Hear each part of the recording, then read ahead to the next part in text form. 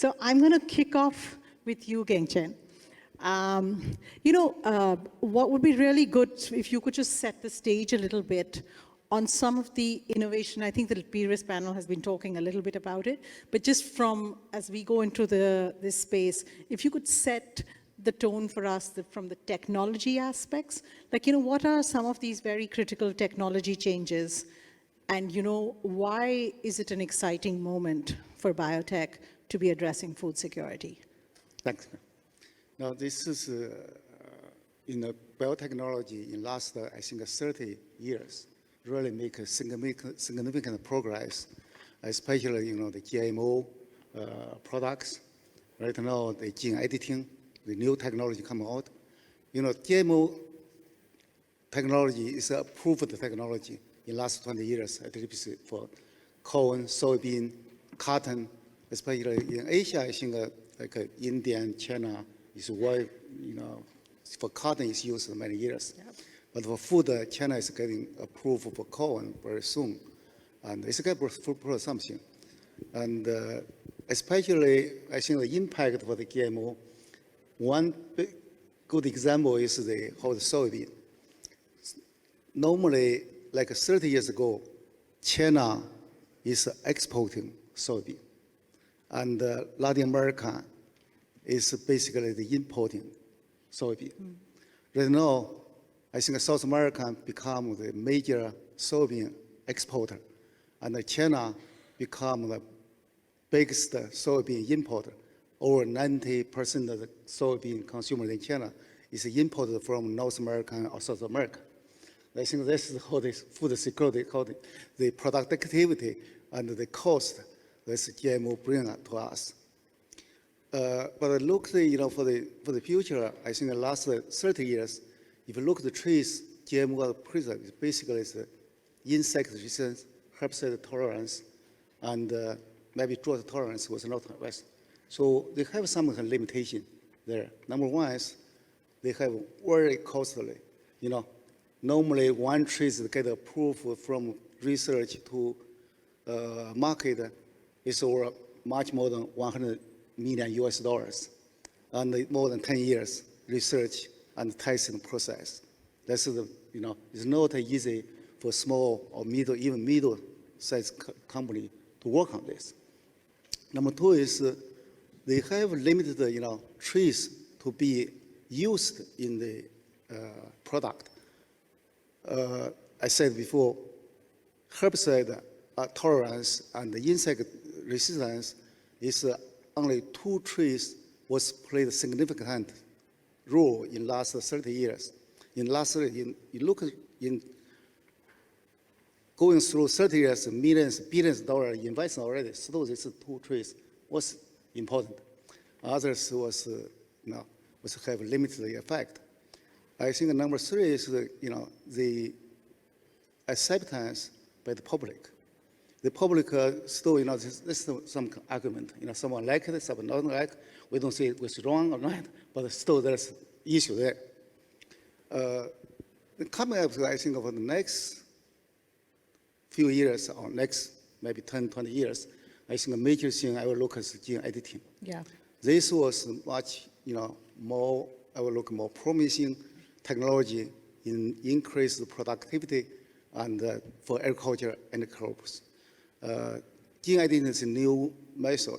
I think the advantage is, number one, this cost much less than GMO. And anyone, small company or big company, they can work on that. Number 2 is timing can be also save a lot of time compared to GMO. Number 3 is they have not much more varieties, much more trees to work on that. Since the genes already in corn or soybean inside, you can editing almost any genes there to modify that.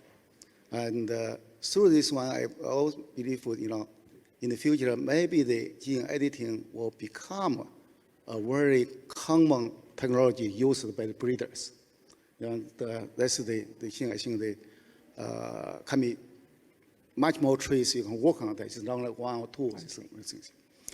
Probably I will just give a little, brief, talking about my company, what Yeah, we are doing yeah. in this area. And Origin technology was agriculture was established about 20 years ago. Then we have working on the GMO in 2003. It was 20 years. But we have first, GMO trace fatted corn was approved in 2009. But unfortunately, the China was not in the, commercialization for the last 20 years. So we spent much money on that. But in 2016, we got involved in the gene editing, to start gene editing method. And in 2021, actually 2 years ago, we think we break through the technology in terms, in corn. We have a much faster, efficient way to work on that. And for example, if you either GMO or traditional breeding or anyone, you want to change one trace from the edited trace to commercial hybrids, you need 4 to 5 years, 8 to 10 generations by crossing. But our method was come out is for any trace, we can easily convert to a commercial hybrids, inbreds, without a back crossing process. Actually, we just announced it last night. So it's pretty new.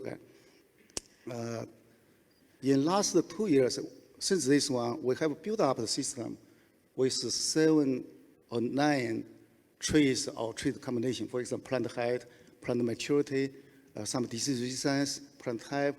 In a system with this kind of 8 or 9 traits or traits combination, we can converting any other public inbreds into the, in 1 year for anyone. This one was the method approved. In the last 2 years, we have set up a system. We are still continue to build up what I call gene editing pool to convert as many traits as possible to build up a system. Number 2 is on the product side. With gene editing, we have approved, last year, 2 years ago, on the nitrogen efficiency. Nitrogen efficiency is from the, also it's today as first going public. And we have been working nitrogen efficiency through GMO also for the last 20 years. But we tried GMO, we tried the traditional method, but finally we used gene editing. Edited one gene have a significant effect to improve yield. Right. I can see the picture, you can I show one picture there? I don't know whether we have a presentation thing here, but maybe we see if they can do this and I come back to that. Is that Okay, please? that one. So maybe, sorry, were you going to add something? Oh, they have that back. Oh, there. okay. They have here. Okay. So if this is for corn breeders, they will know the B73 is commonly used inbreds. In last 40 years, either B73 or B73 modified, and it's very good one. Then use gene editing. We just changed one gene to improve the nitrogen efficiency. As is on the same field, side by side, this year was harvested basically Yeah. 1 month ago. It's very fresh, yeah.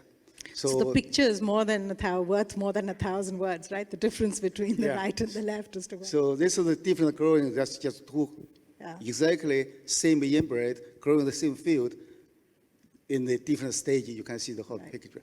This is the change of the concept. Once practically you increase efficiency, you reduce the fertilizer use, and increase the yield. That's very ideal situation. Number 2 is a scientific view. For the concept is we normally believe yield is affected by many genes. You just can't change one gene to achieve this effect. But that's inconvenient. About 2 years ago, same idea. So, but I think I also changed my concept there. Just use gene editing. You can significantly increase yield through the changing one major gene. Okay. I think that I will probably. That's super, super impressive, right? So I think the message there is that, what we're talking about here is gene editing. Yeah. And what gene editing can potentially do here of both reducing cost, time, and I'd also say the consumer acceptance piece, right? Because you're playing around with, you're not introducing a foreign gene in here, right? Exactly. You're just in. And I'll just add that I think also what's really exciting for me is that, with the gene editing, there's a computational advances that have happened that are allowing this to accelerate this with, whatever AI learnings, et cetera, on top of this to be able to come up with the main gene or the combination of genes that need to be edited. So I think we're sitting at an exciting time. And I think, in the last Green Revolution, it was seeds that sort of addressed this question of food security and starvation.